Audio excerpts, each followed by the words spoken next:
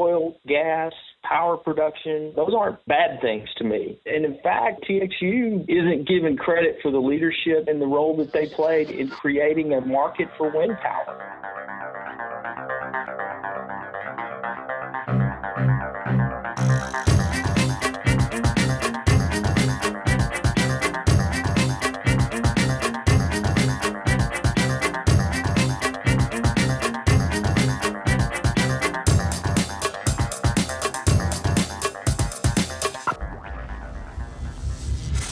This is EnergyCast, and I'm Jay Dowenhauer. Today we are continuing our series of interviews on the TXU coal expansion and buyout, which turns 10 years old this year. And if you haven't listened to the introduction episode of this series, I suggest you do because we'll be referencing it throughout this interview. On this interview, we're talking to Tom Stewart.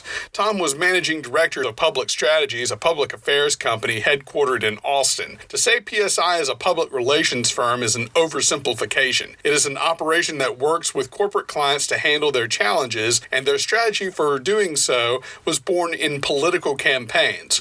To walk through the halls of PSI was to spot a who's who of top-tier political talent from both sides of the aisle. You saw veterans from the Clinton 92 campaign, the Bush 2000 race. I never got a chance to meet her, but former Texas Governor Ann Richards had a corner office on my floor. She passed away a few months after I joined the company in 2006. This was my first job after I left TV news, so I was assigned to the Media Intelligence Division. It was a glorified way of saying I grabbed news clippings, but I got to write up daily NSA-style intelligence briefings and was the client's go-to person for discussing trends in the media coverage. A few months into the job, I asked if I could eventually work for an energy client, and within 2 months, I was assigned to the TXU account. This was late 2006, and the company was in the middle of an attempt to gain support for the construction of 11 coal-fired units in Texas. When the buyout happened in February 2007, I was embedded in the Austin office, and my colleagues were embedded in TXU's headquarters in Dallas. The buyers, KKR and TPG,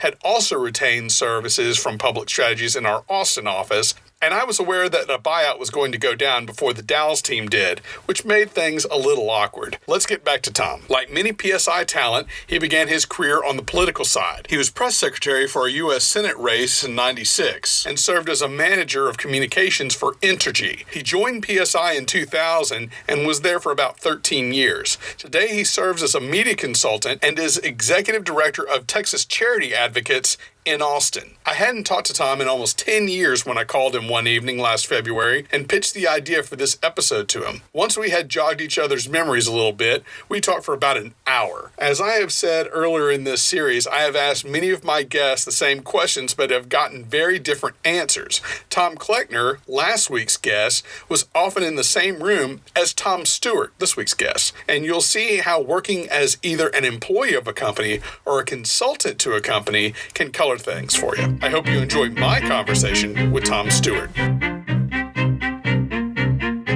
Tom, first question. When people asked you what you did for a living, how did you explain your work at Public Strategies?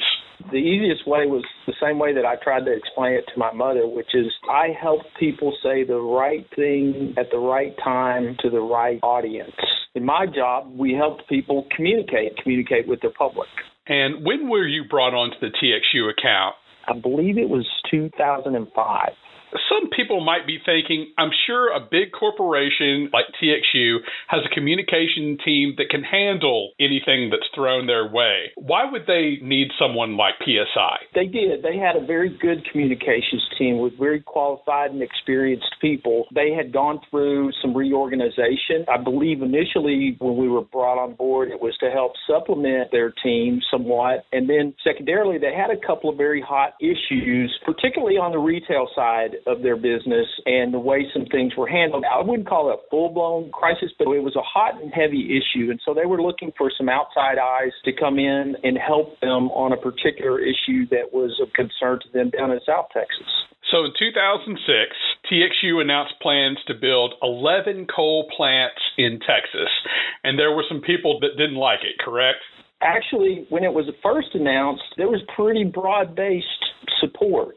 The communities where the new facilities were going to go were very supportive throughout the process. And there was generally broad support for it from a business development standpoint, from a job standpoint, from a policy standpoint. It wasn't until later that year when then Mayor of Dallas, Laura Miller, suggested that she was going to put this on her agenda that the opposition really began to get some legs. Why do you think Laura Miller got so involved in this crusade, if you will, against these coal plants? I think she came at it clearly from the environmental perspective. That was an issue for her as mayor of a big city and having to deal with air quality issues.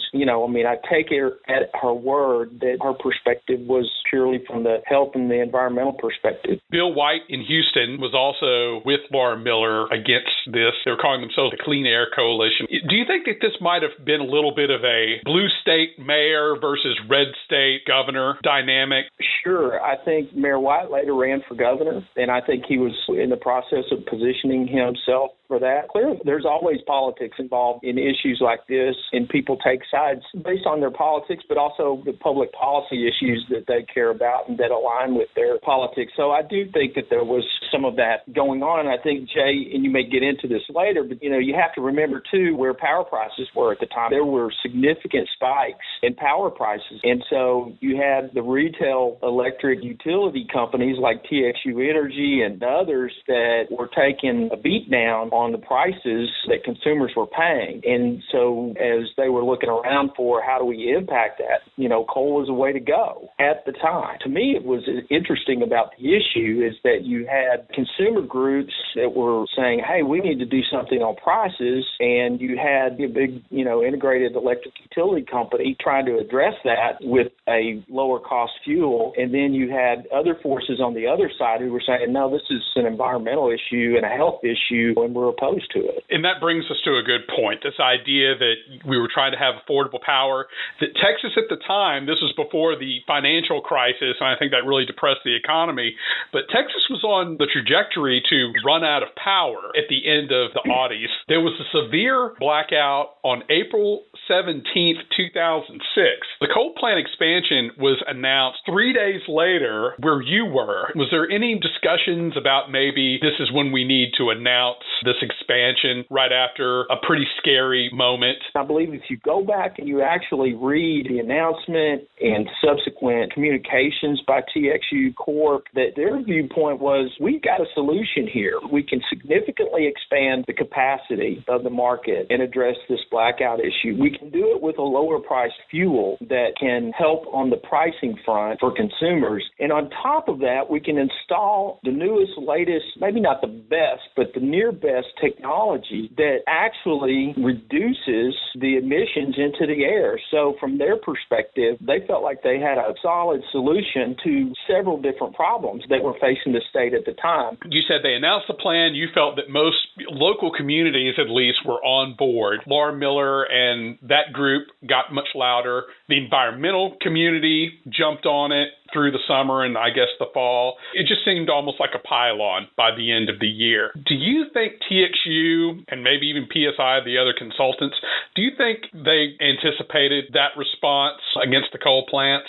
I know that I was of the opinion in late 2006, early 2007, that from an environmental standpoint, unless a strong face was put to that movement, that normal groups that you saw play in that space here in Texas probably would not be able to advance their agenda very much. And they got that either through their work or a combination of their work and the fact that Mayor Miller at the time became involved and then subsequently Mayor White down in Houston. There really wasn't a public face to lead that agenda. Once they came on board, that began to change the dynamic. The environmental issue put a target on TXU's back, and that became a issue that bigger groups, more national groups like Environmental Defense Fund, it gave Environmental Defense Fund and others like that group leverage to go raise money and generate opposition. And as a result of that, TXU became the poster child for so-called dirty coal.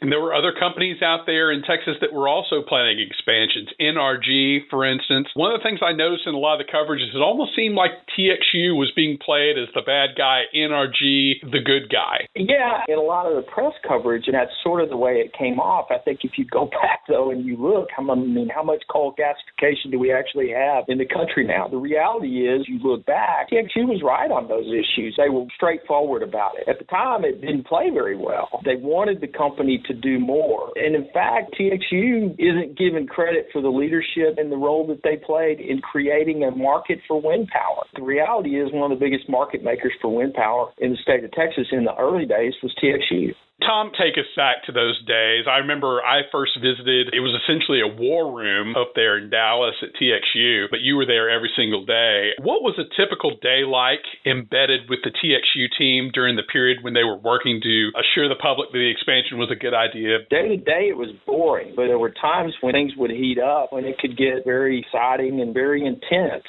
I remember the announcement that I had encouraged them to sort of do a whirlwind tour of Texas. It was a bit of a take on a political campaign in the sense that you make your formal announcement in one spot and then you hit media markets all across the state. And we probably hit 5-6 media markets that day. So a day like that was very intense and exciting. On a day-to-day basis, it was plotting and thinking and monitoring and watching to see who was going to hit you next. And this is probably a little bit of inside baseball, but I think it's interesting that PSI, what I think they really brought to the communications model was treating business communications like a political campaign. Well, and that was part of the PSI model. You know, a lot of the people that came to public strategies were either people who came out of the political campaign world or they came out of the media news world. The pitch was we use the tools and the techniques of a political campaign and we apply those against the public issues that you face as a business. And that model proven pretty darn successful. Do you think the opposition, especially the environmental groups in particular, had an easier time with the media than a big company like TXU getting their messages across? Absolutely. I mean, it's almost a joke to ask it, but expand on that. I mean, why do you think that is? I've seen it happen, and not just in this case, but in other situations that I've been involved in where a company like TXU or pick one, it doesn't matter, is held to a little bit different standard than, say, Jay, who can just offer his opinion. And there does not necessarily have to be a factual basis to back that opinion up. Whereas you have a company, it has to be a fact-based communications, and oftentimes that requires an explanation that is longer than a 10-second soundbite. In one of my other episodes of this podcast, one of the things I posited was that the media really sets up what I would call a victim status or a David and Goliath dynamic. And it's not just this company. What are your thoughts about that? Do you think the media really tries to set things up as big guy versus little guy? Absolutely. It's the best story in the world, right? And we all like that story. I think it's just part of our nature to like the underdog and pull for the underdog. And if you can tell that story in a compelling way, you can put eyeballs on your story. And so I think the media like that. Now, having said that, the media today is very different than what it was 10 years ago. I'm a journalism major, and one of the things I would say is this David and Goliath dynamic, I consider that lazy journalism. Oh, man. Yes and no. It oversimplifies, is what I'm saying. Oftentimes it does. It is what it is, but you're held to a different standard, not necessarily sure you can put that in a 140-character tweet. Your communications have to be genuine, and they have to speak to the legitimate concerns of the audience that you're trying to communicate with. And so to the extent that you can communicate and speak like and talk like and write like a real human being who's talking to another human being, the better off you're going to be. For some reason, that is always a challenge for big companies. I talked a little bit in my Clear Path episode about hired gun lobbyists and the disconnect that they may have with a cause. In our capacity at PSI, did you feel like a hired gun? Did you truly in your heart of heart believes in the message? I'm sure you've done a lot of soul searching over the years about your role in a company like that, where you're asked to come in, defend a company line. Where's the line drawn there, Tom?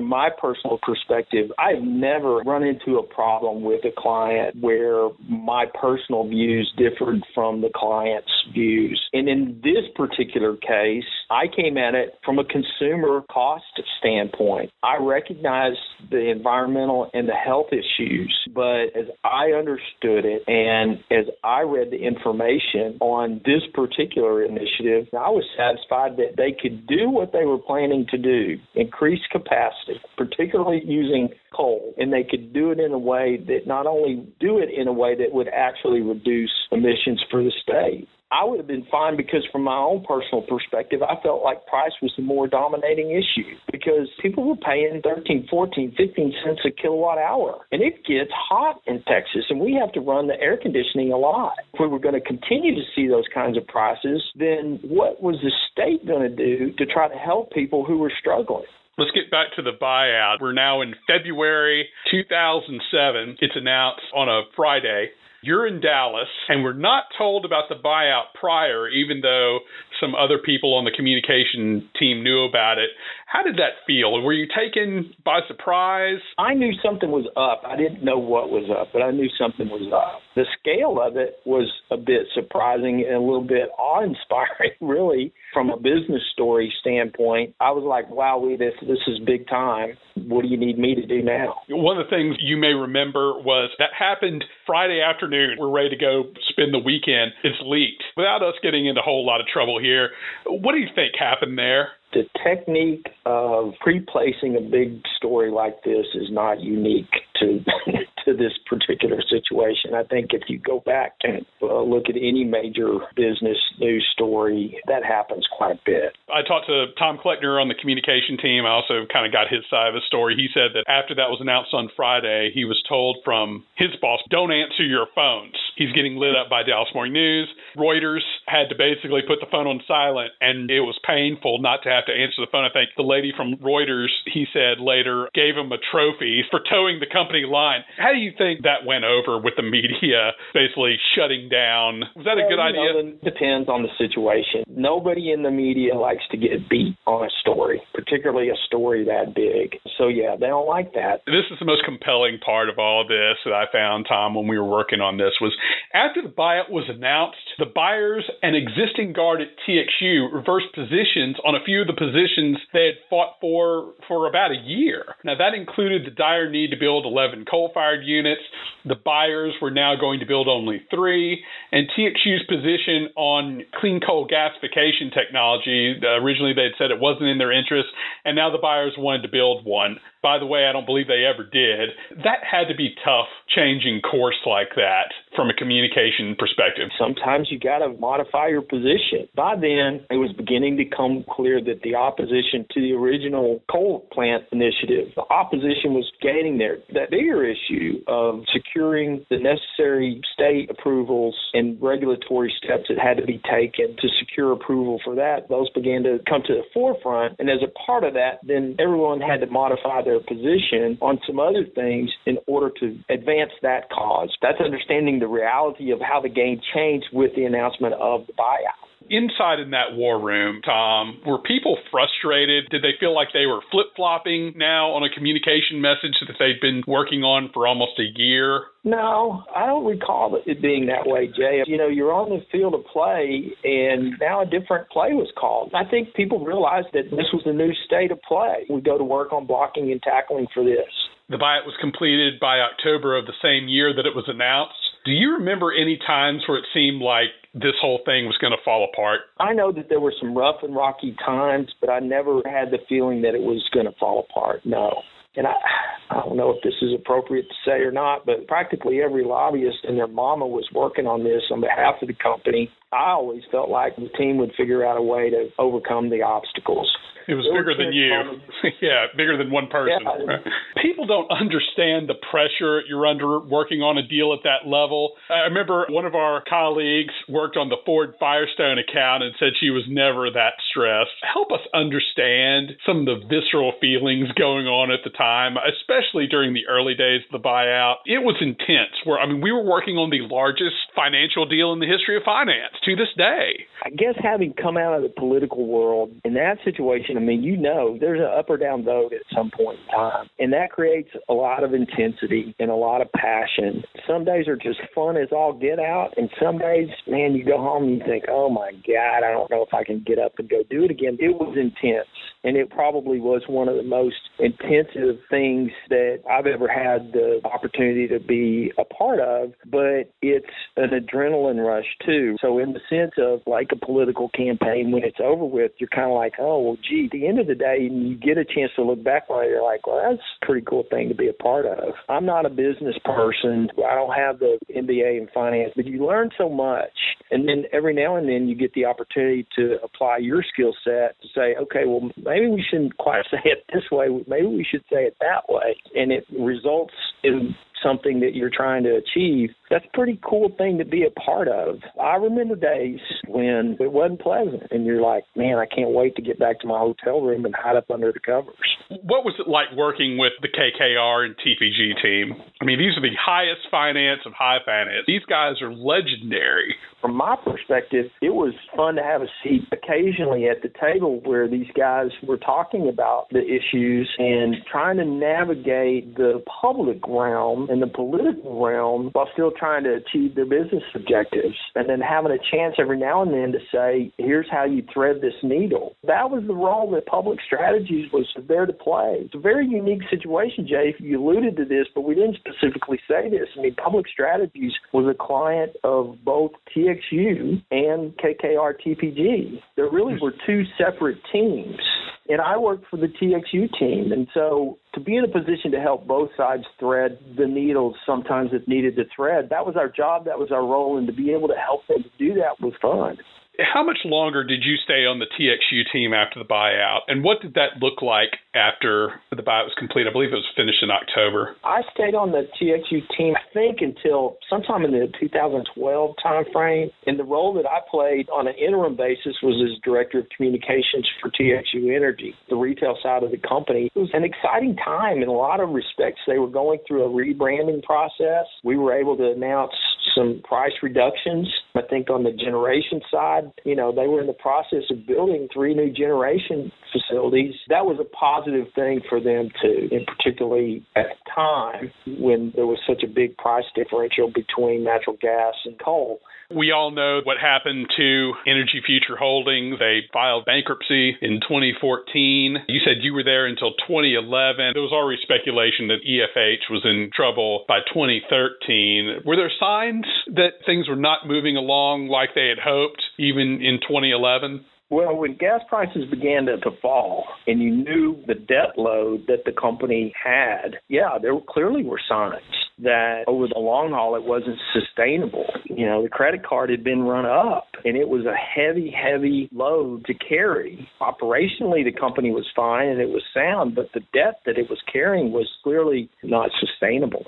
One of the things that I think TXU got hammered for is this idea that they didn't foresee the fracking revolution. Natural gas prices dipped so far and they bet on coal. But I would say that TXU, even though they had analysts who probably saw that they were beginning to frack even a county over, I don't think they saw that fracking was going to bring prices of natural gas down to $2, when I think at the time it was over $5. No, I think that's right. I mean, I think that their view at the time was that the gas price was going to stay at a much higher level. So to wrap this up, Tom, what is the compelling hook here on this story? Oh, my God. I'm the worst hook man ever. You're short-selling yourself. That's not true. If you are interested in energy, to me, it's one of the most fascinating stories because it is a big old rock that was dropped in the pond that produced a lot of ripples, right? One of the ripples that we've talked about is the setting up of a policy issue between consumer pocketbooks versus the environmental and the health issues. And if you look at that from a political perspective, it actually drives a wedge between liberals because they're for the little guy in the pocketbook issues, but at the same time, they're strong on the health and the environment side. From a business story standpoint, largest equity buyout in the history of them, and it ultimately failed under its own weight. And that underscores something fundamental to anybody and everybody that has to deal with money, whether it's around the dinner table or at the conference board, and that is the consequence of taking on too much debt. Some of the issues that we were talking about, not foreseeing the impact that a new technology of fracking would have. We thought we were forever going to be dependent on Middle East oil, or we're not so much these days, right? The beginning of that story is intertwined with this story and making a bet on that price differential between natural gas and coal. Speaking of coal, Tom, do you think that the TXU expansion and buyout changed the nation's perspective on coal? Absolutely. I said this earlier. It put a target on their back, and it gave those larger national groups, it was Environmental Defense, and I'm forgetting the other key player, it gave them their Goliath, and they used it, and they were very smart about it. Look, here's another angle to this. What role did the gas boys play in this? Because they felt threatened by this. If anybody felt the most threatened by this, it was the guys in the gas industry. I mean, when I first got involved in the energy business, the unspoken rule was fuels don't attack fuels, right? Well, for the first time, the natural gas guys, in the form of Aubrey McClendon, God rest his soul, they attacked coal. I don't know what ties all those threads together, but from an energy standpoint, this is a very, very significant story and occurrence. There's so many ripple effects that came out of this that kind of keeps rippling. Tom Stewart, thank you so much for your time. You bet, Jay. I'm happy to visit with you. There you have it. That was my conversation with Tom Stewart, former managing director for Public Strategies, a public affairs company based in Austin. Full disclosure, Tom was one of my half-dozen supervisors during my time at PSI, and I always considered him a supportive figure in a shop that was filled with a ton of assholes. He was the exception to the rule that you can be both classy and professional in a high-stakes setting. Music was produced by Sean Stroop at Stroop Loops. You can reach me at energy-cast.com and check out pictures from the podcast at Host Energy on Instagram. That wraps up my second interview in this series. Please join me next time when we get the media's perspective on the story from one of the reporters who covered it closest. I'm Jay Downhauer. We'll see you next time.